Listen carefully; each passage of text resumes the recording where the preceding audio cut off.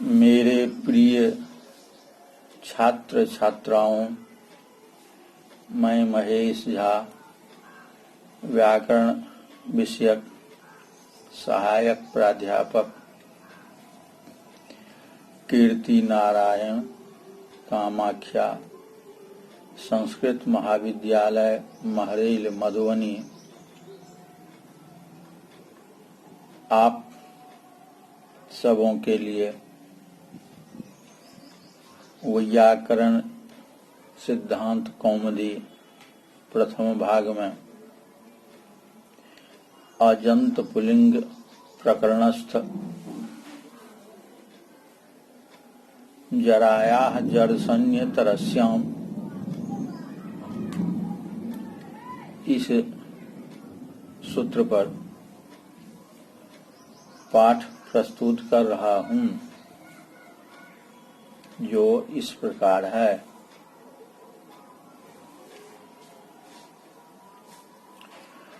इस सूत्र में अष्टन आ विभक्तौ से विभक्तौ अचि रितः सूत्र से अचि पद की अनुवृत्ति होती है। तदनुसार सूत्र का अर्थ होता है जरा शब्द को आजादी विभक्ति के पर में रहने पर जरस आदेश होता है विकल्प से। यहाँ आजादी विभक्ति है। औ जस औट सस टा ङे ङसी ङस ओस आम नी। यहाँ स्थानीय है जरा, आदेश है जरस। इस प्रकार उदाहरण स्वरूप निर्जर शब्द से जरस आदेश कैसे होगा?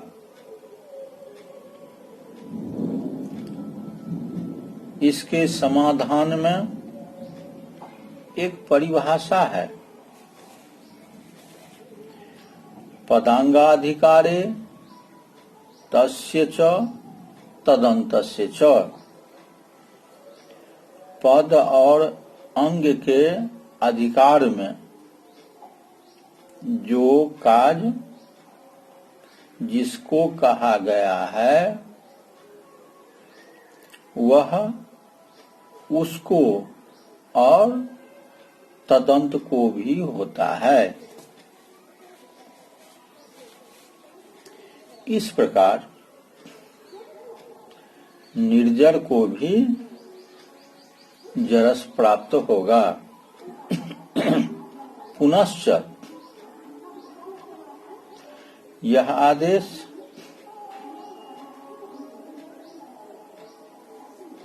अनेकालसित सर्वस्य इस परिभाषा के आधार पर संपूर्ण स्थान में प्राप्त होता है।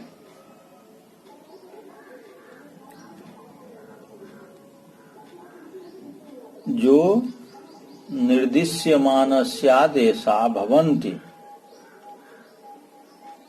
इस परिभाषा के बल पर निर्जर शब्द घटक जर शब्द से जरस आदेश होगा, किंतु यह भी शंकाग्रस्त है।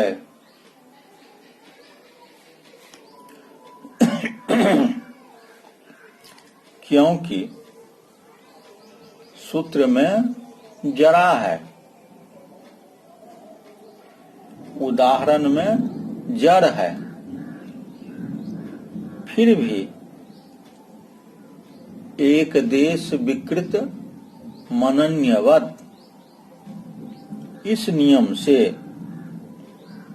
जरा शब्द घटक जड़ शब्द से भी जरस आदेश प्राप्त होगा। अंततः निर्जड़ शब्द से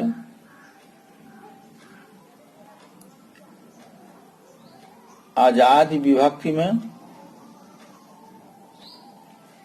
जरस आदेश होगा।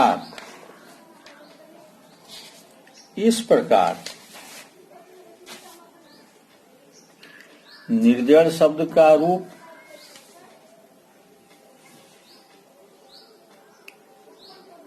सभी विभक्तियों में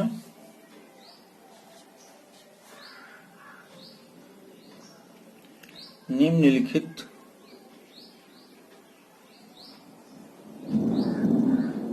हैं। उदाहरण के लिए प्रथमा एक वचन में निर्जरः, द्विवचन में निर्जरसौ, बहुवचन में निर्जरसः, विकल्प में द्विवचन में निर्जरौ, बहुवचन में निर्जरा। द्वितीय एक वचन में निर्जरसम, द्विवचन में निर्जरसौ, बहुवचन में निर्जरसः। द्वितीय के एक वचन में वैकल्पिक रूप निर्जरम, द्विवचन में वैकल्पिक रूप निर्जरौ, बहुवचन में वैकल्पिक रूप निर्जरान। तृतीय के एक वचन में निर्जरसा, वैकल्पिक रूप निर्जरेण, द्विवचन में निर्जराभ्याम, बहुवचन में निर्जरैः। चतुर्थी एक वचन में निर्जर से वैकल्पिक रूप निर्जराय, द्विवचन में निर्जराभ्याम, बहुवचन में निर्जरेभ्यः। पंचमी एक वचन में निर्जरसः, वैकल्पिक रूप निर्जरात्, द्विवचन में निर्जराभ्याम, बहुवचन में निर्जरेभ्यः। षष्ठी एक वचन में निर्जरसः, वैकल्पिक रूप निर्जरस्य, द्विवचन में निर्जरसो, बहुवचन में निर्जरसाम। सप्तमी एक वचन में निर्जरसी, द्विवचन एवं बहुवचन में निर्जरसो, निर्जरेषु। सप्तमी एक वचन में वैकल्पिक रूप निर्जरे, द्विवचन में निर्जरयो। संबोधन में हे निर्जर, द्विवचन में हे निर्जरसौ, बहुवचन में हे निर्जरसः।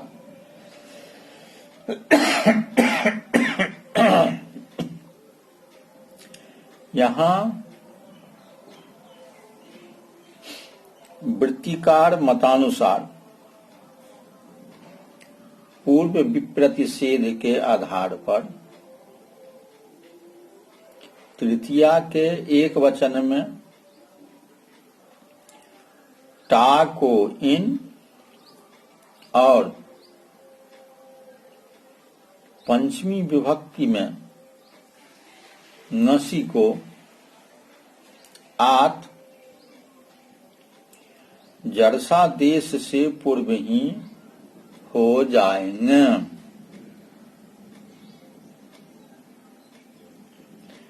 तत्पश्चात सन्निपात परिभाषा के अनित्य होने के कारण जरस आदेश होने पर क्रमशः निर्जरसिन निर्जरसात रूप होंगे, न कि निर्जरसा निर्जरसा ये रूप। इसी प्रकार तृतीया के बहुवचन में निर्जरसय, षष्ठी के एक वचन में निर्जरस्य होंगे, किंतु भट्टोजी दीक्षित भाष्य विरुद्ध होने के कारण इसे अनुपयुक्त मानते हैं।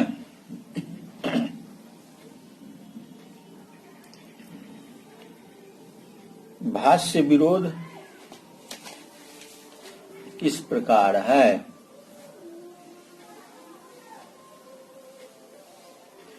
भाष्यकार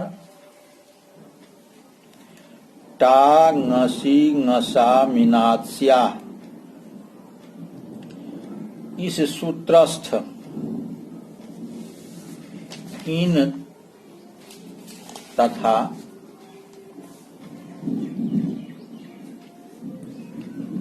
आत आदेशों के स्थान पर क्रमशः न तथा अत आदेशों का विधान कर राम टा इस स्थिति में आंग चापा सूत्र का योग विभाग कर आंग टा के रहने पर अकारांत अंग को ए आदेश होने के फलस्वरूप मो के आकार को ए आदेश होने से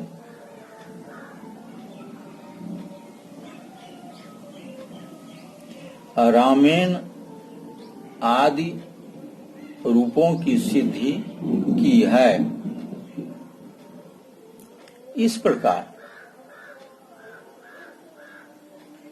ना आदेश की प्रवृत्ति होने पर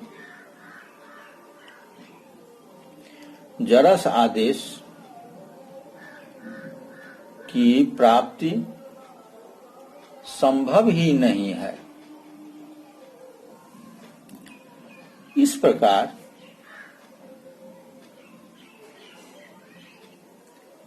निर्जरसिन निर्जरसात ये रूप नहीं बन सकते हैं।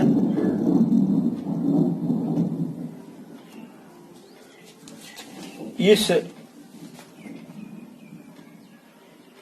भाष्य विरुद्ध को मानकर भट्टोजी दीक्षित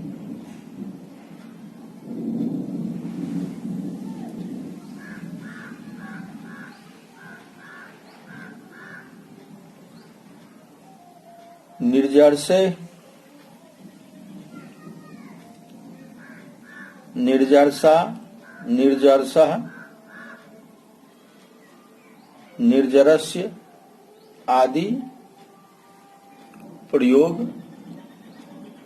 स्वीकार नहीं किए हैं।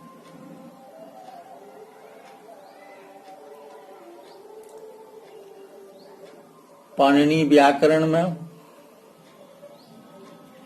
भाष्य विरोध स्वीकार नहीं किया जाता है। इस प्रकार यह पाठ यहाँ पर संपन्न होता है। इससे आगे अगला पाठ में प्रस्तुत किया जाएगा। धन्यवाद।